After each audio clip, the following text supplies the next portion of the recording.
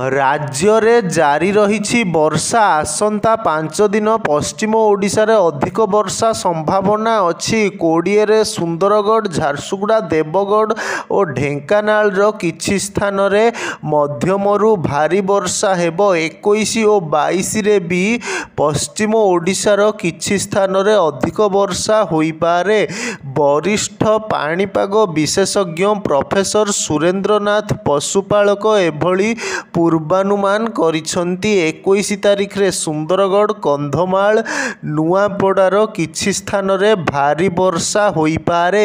22 ତାରିଖରେ ସୁନ୍ଦରଗଡ଼ ସଂଲଗ୍ନ ଅଞ୍ଚଳ ଓ 23ରେ ଛତିଶଗଡ଼ ସଂଲଗ୍ନ ଅଞ୍ଚଳର କିଛି ସ୍ଥାନରେ ମଧ୍ୟମରୁ ଭାରୀ ବର୍ଷା ସମ୍ଭାବନା ଅଛି। ଆସନ୍ତା 5 ଦିନ ଦକ୍ଷିଣ ଓଡ଼ିଶାରେ ବିଶେଷ ବର୍ଷା ନାହିଁ। ବର୍ଷା ନଥିବାରୁ ଜମିରେ ପାଣି ବାନ୍ଧି ରଖନ୍ତୁ।